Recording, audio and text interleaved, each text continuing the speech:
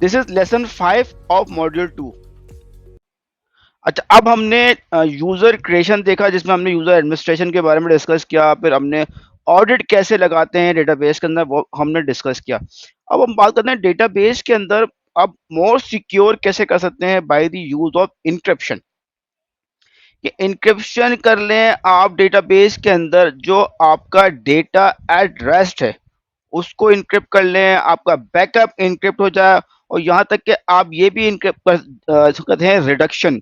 Reduction में क्या होता है कि आप अपनी जो डेटा है, आप चाहते हैं कि स्पेसिफिक किस्म का डेटा ही लोगों को नजर आए, मतलब स्पेसिफिक डेटा आप स्पेसिफिक यूजर को दिखाना चाहते हैं। क्रेडिट कार्ड का नंबर है, आप चाहते हैं हर किसी को क्रेडिट कार्ड का नंबर नहीं नजर आए, तो आप उस किस्म की रिडक्शन के थ्रू इस चीज को कंट्रोल कर सकते हैं। तो इसके बारे में आगे डिस्कस करते हैं। अब जैसे कि हमने आपको बताया है कि देखें, आपने डेटाबेस में सिक्योरिटी आपको मजीद एनहांस करनी है, तो सबसे पहले आप क्या कहते हैं, ट्रांसपेरेंट डेटा इनक्रिप्शन, TDE। इसमें क्या है, डेटा एट रेस्ट, मतलब कि वो डेटा जो कि आपका फिजिकली आपकी स्टोरेज से मौजूद है वो आप इनक्रिप्ट कर देंगे। इसका आपकी एप्लीकेशन की ट्रांसपेरेंट होगा, अपने अपनी एप्लीकेशन में कोई भी किस्म की चेंजेस करने की जरूरत नहीं है। एप्लीकेशन के लिए बिल्कुल ट्रांसपेरेंट होगा। और आपको टीडी इनेबल करना है। टीडी आप टेबल स्पेस लेवल पे कर सकते हैं और कॉलम लेवल पे कर सकते हैं, यहाँ तक कि आप अपना बैकअप भी इनक्रिप्ट कर सकते हैं। मीन्स ये कि आपका कोई बैकअप, आपने बैकअप ले लिया और बैकअप आपको किसी वजह से किसी ने मिसयूज कर लिया, तो वो अपनी डेटाबेस में रीस्टोर, अपने एनवायरनमेंट में रीस्टोर उस वक्त तक नहीं कर सकता जब तक तो उसके पास टीडी की आपका डीडी का वॉलेट और उसकी पासवर्ड नहीं होगा। जब तक कि वो चीज़ उसके पास नहीं होगी वो बैकअप रिस्टोर ही नहीं कर सकता। और यहाँ तक कि आपका फिजिकल स्टोरेज से अगर कोई डेटा फाइल आपको कोई वहां से मिसयूज करके ले आता है, तो वो डेटा फाइल अपनी किसी डेटा अपनी डेटाबेस के अंदर भी इस्तेमाल नहीं कर सकता। तो टीडी क्या कर रहा है कि हमारे पास डेटा एट रेस्ट को इनक्रिप्ट कर रहा है। फिर दूसरा आता है डेटा रिडक्शन। अब डेटा रिडक्शन क्या चीज है, इसमें क्या है, आपका लेट सपोज आपने एक टेबल है जिसके अंदर आपके कस्टमर की इंफॉर्मेशन है, कस्टमर का क्रेडिट कार्ड नंबर है, आपको और भी किस्म के आपका NIC नंबर हैं, आप चाहते हैं कि वो जो नंबर है वो आपके हर कोई यूजर, अगर लेट सपोज कोई BI का टूल लगा या कोई रिपोर्टिंग का टूल आपको लगा हुआ है, वो भी सिर्फ सेलेक्ट चलाएं तो सेलेक्ट करें, तो उसको उन पर्टिकुलर यूजर्स को वो सेलेक्ट करते हुए उस पर्टिकुलर कॉलम में वो डेटा कंप्लीट नजर नहीं आए, तो आप ये एक पॉलिसी लगाने के बाद ये भी कंट्रोल कर सकते हैं। आप चाहते हैं कि लेट्स सपोज यूजर है फरहान, उसको चाहते हैं कि उस यूजर को एक पर्टिकुलर टेबल में से इस कॉलम का कंप्लीट डेटा नजर नहीं आए, तो वो आप भी इनेबल कर सकते हैं। आप चाहते हैं कि किसी दूसरे यूजर को नजर आए, तो आप ये भी कर सकते हैं। तो ये चीज क्या होगी, डेटा रिडक्शन। अब टीडी को थोड़ा मजीद डिस्कस कर लेते हैं कि टीडी हमने आपको बताया है डेटा एट रेस्ट। डेटा जो फिजिकली डेटा है आप उसको इनक्रिप्ट कर सकते हैं, वो क्या है, आपका टेबल स्पेस। टेबल स्पेस है, अब टेबल स्पेस के अंदर जितने भी ऑब्जेक्ट्स हैं, जितने भी आपके टेबल्स हैं, आपने टेबल उस टेबल स्पेस बनाया, टेबल स्पेस क्रिएट किया, उस टेबल स्पेस को इनक्रिप्टेड टेबल स्पेस बना लिया। अब आप चाहते हैं कि तमाम के तमाम जितने भी टेबल्स, उस टेबल स्पेस में जितने भी आपके टेबल हैं, आप उस टेबल स्पेस में मूव कर दें, ऑल्टर टेबल मूव के कमांड एग्जीक्यूट करके वो टेबल आप उस इनक्रिप्टेड टेबल स्पेस के अंदर मूव कर दें, या कोई नया टेबल बनाए तो उस टेबल स्पेस के अंदर बनाए तो आप वो भी कर सकते हैं। ठीक है, रीडेफिनेशन के थ्रू आप भी उस टेबल स्पेस के अंदर अपना टेबल मूव कर सकते हैं।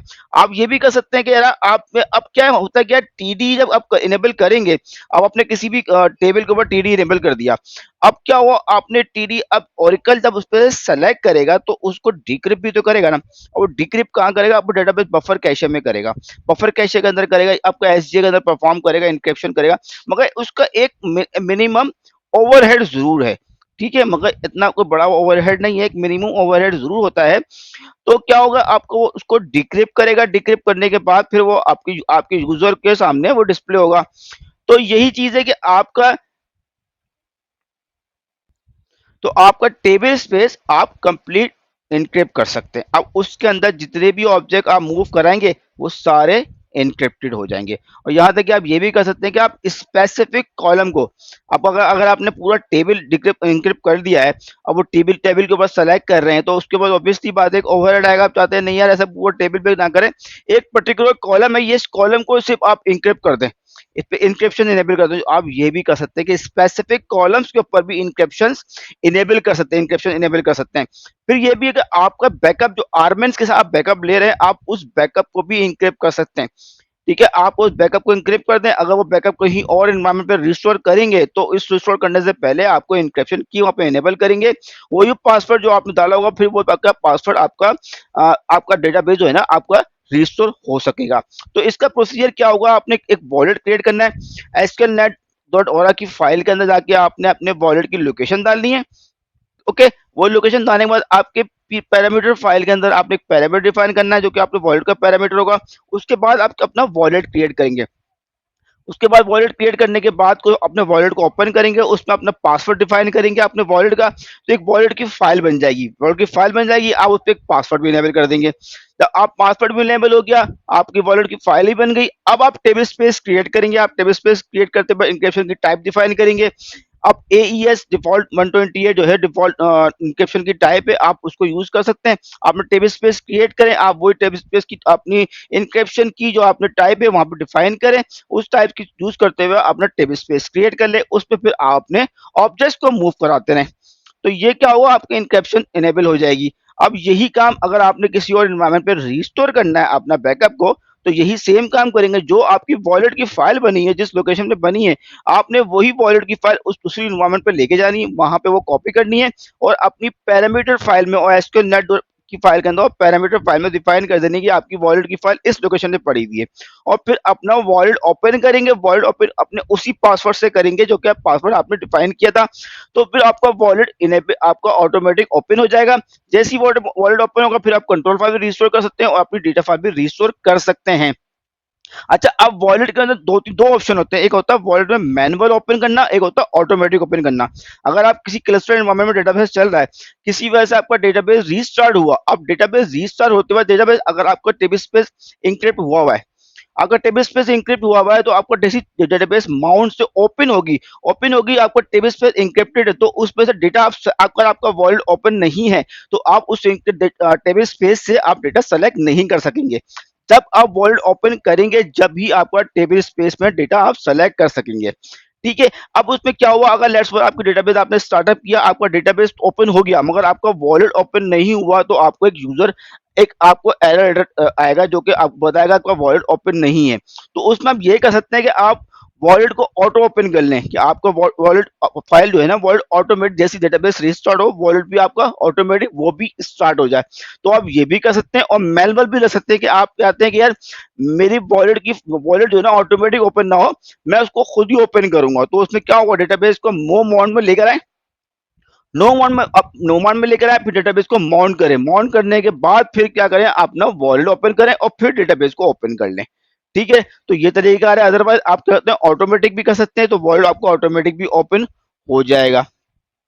ये आपकी चॉइस पर है कि आप चाहते हैं कि मैं अपना वॉलेट जो है ना ऑटोमेटिक ओपन ना हो, मेरी मर्जी पे हो, तो आप वो भी कर सकते हैं। मगर इसमें कोई सिक्योरिटी कंसर्न नहीं है कि अगर आपने ऑटोमेटिक ओपन रखा हुआ वॉलेट को और आपने यही फाइल किसी और इन्वायरमेंट में रिस्टोर करते हो, तो उसमें आपको अगर आपको भले वो ऑटोमेटिक फाइल हो, मगर आपने वॉलेट ओपन करना पड़ेगा। जब भी वॉलेट ओपन करेंगे, जब भी आपका डेटाबेस रिस्टोर होगा।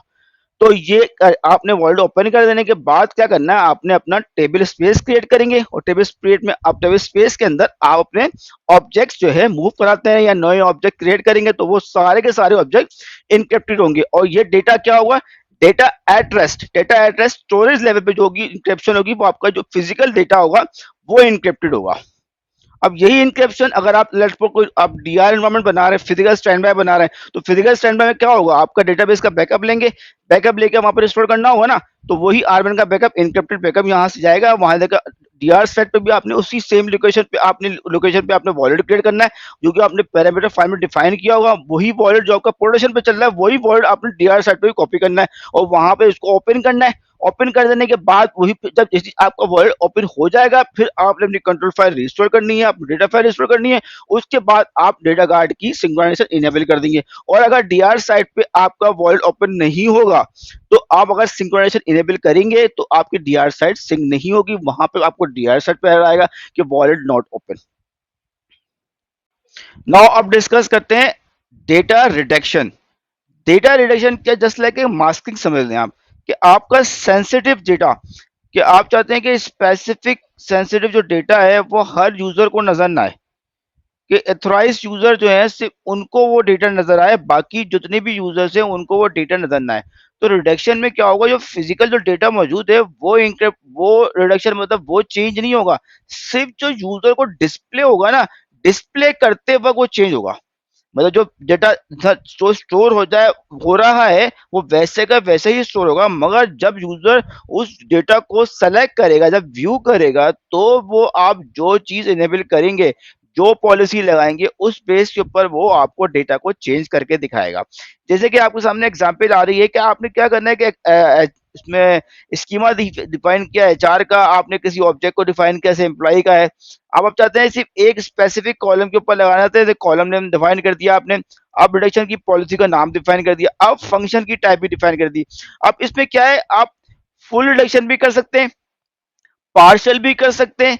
ओके, अब द फुल में ये है कि कंप्लीट टेक्स्ट जो है ना वो आपका चेंज हो जाएगा, एंटायर वैल्यू। जो आप पार्शियली कहते हैं कि स्पेसिफिक पार्ट को जो है ना आप रिडक्ट करना चाहते हैं। आप ये भी कर सकते हैं कि रैंडम वैल्यू देना चाहते हैं, तो आप वो भी डिफाइन कर सकते हैं। इसके ऊपर कोई पैटर्न डिफाइन करना चाहते हैं या फिर रिडक्शन को आप डिसेबल करना चाहते हैं, तो वो भी आप इस पे डिफाइन कर सकते हैं। ठीक है, अब क्या होगा, इसमें होगा जो डेटा जो यूज है रन टाइम के ऊपर, रन टाइम के ऊपर सिर्फ आपका डेटा जो है ना वो चेंज करके दिखाएगा। मतलब अगर जो आपको एक्चुअल डेटा है वो वैसे का वैसा ही होगा, मगर सिर्फ रन टाइम के ऊपर जो है ना वो उसके ऊपर आपको चेंज करके दिखाएगा। तो क्या होगा, अगर आप इस किस्म की चीज रिक्वायरमेंट है कि आप सिर्फ लेट्स सपोज कि आपके यूज केस में ऐसा भी आता है कि जैसे क्रेडिट कार्ड बता रहा हूँ, क्रेडिट कार्ड में आप चाहते हैं क्रेडिट कार्ड नंबर जो है वो सबको नजर ना आए, आप चाहते हैं नजर ही ना आए, तो उसके स्पेसिफिक डिजिट्स को आप डिसेबल कर सकते हैं। स्पेसिफिक डिजिट्स को आपका जो कॉल सेंटर के लोग हैं या कोई भी आपको यूजर्स हैं, वो उनको आप कंप्लीट डिजिट जो है ना क्रेडिट कार्ड की नजर ना आए, आप चाहते हैं सिर्फ स्टार्टिंग का एंड का नंबर नजर आए, तो आप वो भी इसमें bye the use of data reduction कर सकते हैं।